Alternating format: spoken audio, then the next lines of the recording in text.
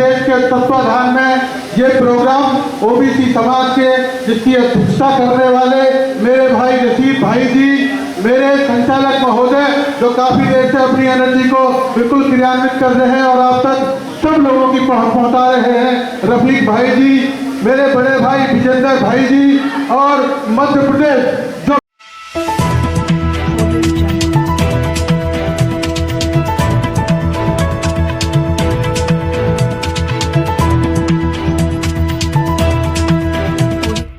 इस news channel पर जो भी वक्ता ने कहा वो उसकी अपनी राय है जिसकी पुष्टि नेशन न्यूज इंडिया नहीं करता। धन्यवाद। बिल्कुल हमारे भारतवर्ष का जो दिल है वो मध्य प्रदेश, जहाँ से ऐसे चलकर मेरे भाई धर्मेंद्र कुशवाहा जी और हमारे मेरे बड़े भाई आर.डी. प्रजापति जी और आज एक मातृशक्ति जो हमारी तमाम सैनिक की नुमाइंदगी करने वाली मेरी राजवाला बहन जी और मेरे डीपी यादव जी, और सबसे ज्यादा इस प्रोग्राम की आज जो शोभा बढ़ा रहे वाले मेरे पिता तुझे बुजुर्गों, मेरी मातृशक्ति और मेरे युवाओं की धड़कन, आज डॉक्टर वीर सिंह और रफीक ने ये कह दिखा दिया है कि कहीं कहीं हो लेकिन ओबीसी का झंडा और डंडा दिल्ली में जरूर बुलंद हो रहा है। आज ऐसी प्रोग्राम के तहत ये झंडा और डंडा बुलंद हो रहा है। सबसे पहले मैं इस प्रोग्राम के जो भी संचालक हैं, जो भी महोदय हैं और जिन्होंने अपना पूर्ण कहीं न कहीं जो योगदान दिया है, जिसमें मेरे सबसे बड़े मेरे भाई ये पत्रकार जो भी है इनका भी योगदान दिया है, आप सबको बहुत बहुत नमन, बहुत बहुत वंदन, बहुत बहुत अभिनंदन। मैं मेरे भाई जो यहाँ दिल्ली पुलिस के भी आ रखे हैं, जिनको मैं जानता हूँ अच्छी तरह से, उनको भी मैं आज आमंत्रित इसमें कर रहा हूँ। हम सब लोग जानते हैं कि ओबीसी एक बहुत बड़ा वर्ग है। मैं काफी वक्तव्य जो दे रखे थे, मैं उन सबका वक्तव्य जो सुन रहा था, कहीं ना कहीं सबके हमारे आलोचनात्मक वक्तव्य रहे। मैं कोई आलोचनात्मक वक्तव्य नहीं कहने वाला, मैं एक सकारात्मक आदमी हूँ, मैं एक आशावादी आदमी हूँ और हमको आशावादी होने के लिए हमको अपने वक्तव्य हमेशा आशावादी ही रहने चाहिए। न कोई आप लोग जानते हो कि हमारा संविधान जब 1947 से चला हुआ आ रहा है, 1947 से बहुत सारे लोगों को यहाँ संविधान के 2 अधिकार दिए रखे, लेकिन उस अधिकारों के हिसाब से भी जिस बार रिजर्वेशन, लेकिन उसके हिसाब से भी कहीं ना कहीं हमारे लोगों को इतनी तो नौकरियां और इतने पद प्राप्त नहीं हुए। क्या किसी आदमी ने उनको कोई रोक रखा था? आप बताइए, किसी आदमी ने किसी को रोक रखा था? जो बात ऊपर थी वो बहुत बात चली गई, लेकिन 1947 के बाद सब लोगों के लिए जो दरवाजे पहले खुले थे वो दरवाजे आज भी खुले हैं, जो दरवाजे पहले बंद थे वो दरवाजे आज भी बंद थे। हम सब लोग जानते हैं कि ओबीसी हमेशा तो आप कहते हैं कि 85% लोगों की नुमाइंदगी करने वाला ये समाज का वर्ग है। ये मैं भी चाहता हूँ ओबीसी समाज जो 85% लोगों का है, लेकिन कहीं ना कहीं आपको ऐसी जागृति, आपके अंदर चेतना ऐसी जगनी चाहिए जो कहीं आपके लक्ष्य को, आपके जो भी पद प्राप्त करना चाहते हैं उसके लिए आपके अंदर एक चिंगारी होनी चाहिए। मैं तुझे कहने में कोई गुरेज नहीं कि ओबीसी समाज वो सिकंदर है, वो सिकंदर जो कभी हालातों से और मुसीबतों के आगे झुका नहीं। आसमान से तारा टूट भी जाए तो जमीन पर गिरता नहीं, गिरते हैं लाखों दरिया समुद्र में, कभी समुद्र दरिया में गिरता नहीं। हम ओबीसी पूरा का पूरा महासागर है। हमारे हक और अधिकार हम पर लेने के लिए हमारे अंदर विलक्षण क्षमता होनी चाहिए, हमारे अंदर वो क्षमता होनी चाहिए, हमारे अंदर वो उसको प्राप्त करने की चिंगारी होनी चाहिए, हमारे अंदर कहीं ना कहीं वो जागृति, वो हुनर, हमारी मेहनत, हमारा त्याग और हमारी तपस्या की होनी चाहिए। जो याद हम जिस तरह से अपने बाबा भीमराव अम्बेडकर को याद कर रहे हैं, जो बात अपनी माता सावित्रीबाई फुले को याद रखते हैं, हमारी माता फातिमा शेख को याद कर रहे हैं, जिस तरह से अपने बाबा भीमराव अम्बेडकर को याद कर रहे हैं, उन लोगों ने तपस्याएं करी, तपस्याएं। हम आज उनकी तपस्याओं को कहीं ना कहीं क्रियान्वित करने का समय आ गया है। किसी को दोष देने से कोई फायदा नहीं होता है कि हमारा ये हो रहा है, हमारा ये हो रहा है। जिसके अंदर क्षमता होगी वो आगे डंका भी हो जाएगा, और डंका दिल्ली में नहीं पूरे पार्लियामेंट में और जहां भी असेंबली होगी वहां भी बचाएगा। कहते हैं जोड़ी नहीं गिरा करते धूल किसी की झोली में, कर्म की डाली को हिलाना पड़ता है, अंधियारों को खोजने से कुछ नहीं होता गालिब, अपने बटका दिया खुद जलाना पड़ता है, खुद जलाना पड़ता है। बाबा साहब भीमराव अम्बेडकर ने भी अपने अंदर ज्वाला जगाई थी, ज्योतिबा फुले ने भी एक शिक्षा की ज्योति जगाई थी। तो चोरी हम लोगों में इस तरह से है कि आज के आधुनिक हम महात्मा फुले भी बने और हम बाबा भीमराव अम्बेडकर भी बने। अभी मेरे भाई ने रफीक ने बताया, मैं भी ओबीसी समाज से आता हूँ। मेरी बेटी ने, हम सब लोग जानते हैं, जहाँ बेटी शाम को घर नहीं आती है तो बड़ी फिक्र हो जाती है। मेरी बेटी ने, और जाके मैंने कहा था कि भाई जब तक तुमको पढ़ना है आप पढ़िए। उस बेटी ने कहा था कि पापा मुझे जाके लंदन में और मुझे कंप्यूटर करना है, मास्टर कंप्यूटर करना है। सब लोगों की इच्छा होती है, मैं भी हिंदुस्तानी हूँ। मुझे भी था कि यार बेटी है, जवान है, कैसे जाएगी, क्या करेगी, कैसे करेगी। लेकिन एक हिम्मत जुटाई, एक बात आप होने का एक फर्ज निभाया। मैं बोला अगर तुम्हारी इच्छा है पढ़ने की तो आप बिल्कुल जाइए, ऐसी कोई प्रॉब्लम नहीं है। अगर मेरे विचार और मेरे आचरण जो मैंने अपने अंदर डाले हैं आपके अंदर, अगर इन विचारों का, इन आचरणों का जरूर आप, चाहे भारतवर्ष में रहो चाहे इंग्लैंड में रहो, इन आचरणों का जरूर आप पालन करना चाहिए। हम आपको बहन बेटियों को इस तरह के आचरण डालने चाहिए कि कहीं कहीं सावित्रीबाई फुले होने चाहिए। और आज उसी बेटी ने फक्र कर दिया मेरे को, मुझे भी ऐसा पिता होने पर गर्व है कि पूरी लंदन यूनिवर्सिटी जो क्वीन मैरी यूनिवर्सिटी है उसके अंदर मास्टर इन कंप्यूटर सबसे ज्यादा टॉप मेरी आज बहन, मेरी बेटी ने सीख किया है। मुझे भी आज उस पर गर्व है। तो ये एक शिक्षा की ताकत होती है, उस शिक्षा की ताकत को आप पहचानिए। जिस दिन आप शिक्षित हो जाओगे उस दिन आपके अंदर उद्देश्य बन जाएगा। जिस दिन आपके अंदर उद्देश्य बन जाएगा, एक विषय बन जाएगा, उस विषय को प्राप्त करने के लिए जिस दिन अंदर आपकी जागृति आ जाएगी, उस जागृति को जगाने के लिए आप संघर्ष करने लग जाओगे। जिस दिन आप संघर्ष करने लग जाओगे उस दिन कहीं ना कहीं आपकी सत्ता भी आपकी होगी और पद भी आपका होगा।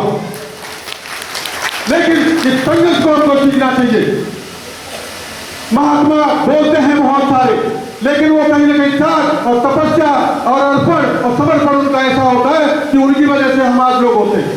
आज बोलते भी हैं कि हमारे समाज का, ओबीसी समाज का प्रधानमंत्री है, लेकिन कभी किसी ने सोचा है उस बंदे ने कितनी त्याग और तपस्या करी होगी जिसकी वजह से आज पूरे देश में नहीं, पूरे अंतर्राष्ट्रीय पटल पर उसका डंका बज रहा है। उसने भी त्याग किया होगा, तपस्या की होगी, समर्पण किया होगा, अर्पण किया होगा, अपने परिवार को छोड़ा होगा, अपने माता और पूरे परिवार को छोड़ा होगा। इसलिए आज उसका डंका पूरे अंतर्राष्ट्रीय पटल पर भी बज रहा है।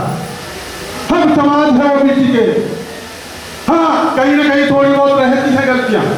हमारी मांगे एक ऐसी उचित होनी चाहिए, उचित मांग के लिए हमको पूरा चाहे आंदोलन करें। मेरी बहन ने बोला था कि हम आंदोलन करें, हम कहीं ना कहीं ऐसे ऊपर वो करें, लेकिन करिए ना आंदोलन। आप तो आंदोलन करना है तो आप करिए। क्या इंडिया में जुडिशरी सर्विसेज होनी चाहिए? हमारे लोगों को कहीं ना कहीं कॉलेजियम के माध्यम से वही लोग मजिस्ट्रेट बन पाते हैं कि कहीं ना कहीं जो लोगों के हाई स्कूल जो हाई कोर्ट होते हैं और सुप्रीम कोर्ट में उनके बच्चे नहीं बन पाते। तो हम ऐसी मांग करें आज यहाँ से कि तमाम लोग हम मांग करें कि हमारे भारतवर्ष के अंदर भारतीय जुडिशरी सर्विस होनी चाहिए। कितने लोगों को पता है कि भारतीय जुडिशरी सर्विस है या नहीं है? दूसरी मांग हमारी, मैं आप लोगों से माध्यम से बोलना चाहता हूं, दूसरी हमारी मांग होनी चाहिए, हमको पूरा 27% रिजर्वेशन है, पूरा संवैधानिक अधिकार है। आज बहुत सारे प्रदेश, गाड़ी प्रजापति जी मैं जानता हूँ, बहुत सारे प्रदेश ऐसे हैं जहाँ हमारे को 27% रिजर्वेशन नहीं दिया जा रहा है। चाहे लगा लो मध्य प्रदेश की बात कर लो 14% रिजर्वेशन है, हरियाणा की बात कर लो 16% रिजर्वेशन है, उत्तराखंड की बात कर लो 18% रिजर्वेशन है, आप हिमाचल में ले लो, बहुत सारी जगह ऐसी है जो हमें को संवैधानिक अधिकार हम लोगों को बाबा साहब अम्बेडकर ने दिया है, वो संविधान अधिकार भी आज की तारीख में ओबीसी को नहीं मिल रहा है। उस चीज की हमको मांग करनी चाहिए। तीसरी मांग आज आप देख भी रहे हो कि बहुत सारे प्राइवेटाइजेशन होता चला जा रहा है। प्राइवेटाइजेशन होते होते हम ये भी मांग हमको रखनी चाहिए कि जो प्राइवेटाइजेशन में रिजर्वेशन जिस तरह का सरकारी नौकरी में 27% है, उसी तरह का रिजर्वेशन हमारे प्राइवेट सेक्टरों में भी हमारे ओबीसी समाज को मिलना चाहिए। ओबीसी समाज एक इतना बड़ा समाज है, अगर ओबी की बात करें, ओ फॉर ओबीडियंट होता है, बी फॉर ब्रेव होता है, सी फॉर कोऑपरेशन होता है। हमारा ये ओबीसी समाज हमेशा आज्ञाकारी भी है, वफादार भी है और सेवा करने में, सबसे ज्यादा सेवा करने में यह भी सबसे ज्यादा तत्पर है। हम सब लोगों को ये देखना चाहिए, लेकिन कहीं ना कहीं इसकी जागृति इस तरह की होनी चाहिए। हम लोगों को ऐसे संस्थान चलाने चाहिए, कहीं ना कहीं अपने लोगों को इस तरह से आगे आना चाहिए कि जो पढ़े लिखे हैं और जो शिक्षा में विदित है अच्छी तरह से, उन लोगों को कहीं ना कहीं ऐसी मुहिम चलानी चाहिए। जो हमारे ओबीसी वर्ग के लोग हैं, कहीं ना कहीं उनको कहीं जब पद मिले और कहीं ना कहीं सरकारी नौकरियों में कहीं ना कहीं उनकी प्राप्ति इस तरह की हो, जिस तरह से वो फिर जिस तरह से आएंगे उस तरह से का आचरण भी उस तरह के रखेंगे। हम लोग बोलते हैं हम 85% हैं, हाँ हम 85% है, मैं भी इस चीज को मानता हूँ। क्यों आप उस आदमी को सेलेक्ट करके नहीं भेजते हो, क्यों उस आदमी को इलेक्ट करके नहीं भेजते हो जो आपका बंदा है? लोकतंत्र के मंदिर में सबको वोट देने का अधिकार है, क्या आपको वोट देने का अधिकार नहीं है? अरे है कि नहीं है?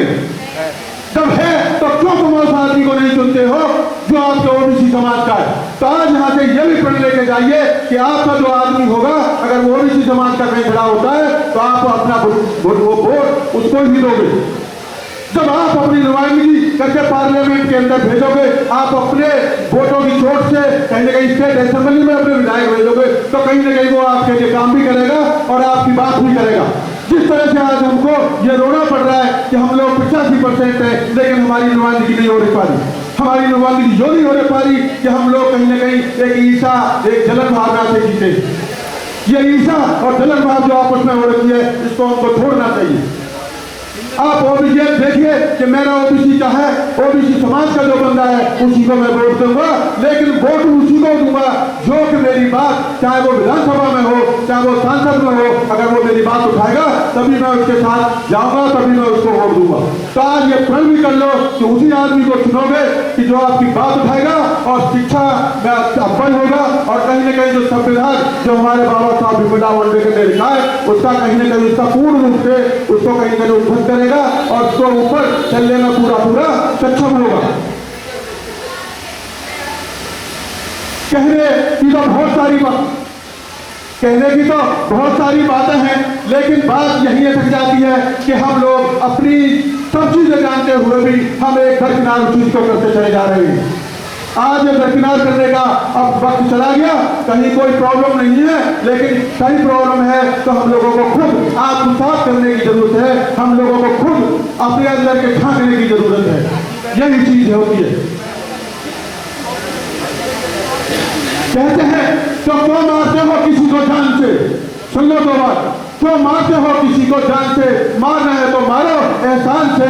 जो बंदा जो मरा सिर उठाकर चल नहीं सकता, मरा हुआ एहसान से। क्योंकि जो आदमी अपनी ताकत से, अपनी शिक्षा से, आपके समर्पण से, आपकी तपस्या से जिस बंदे को अगर मारना चाहोगे तो वो आपका मर जाएगा। लेकिन ये जरूर है कि आपके अंदर वो जागृति होनी चाहिए, आपके अंदर वो चिंगारी चाहिए।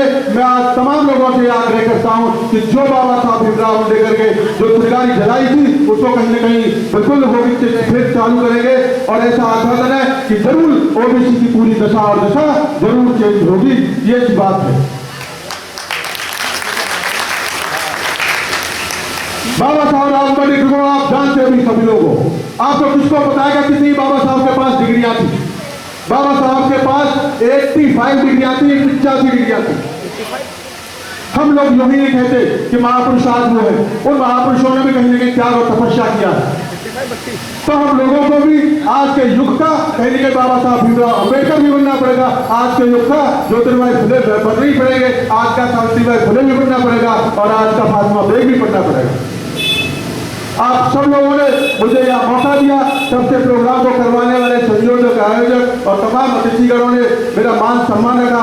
आप सब लोगों का बहुत बहुत धन्यवाद। जय हिंद, जय Bharat. Press the bell icon on the YouTube app and never miss another update.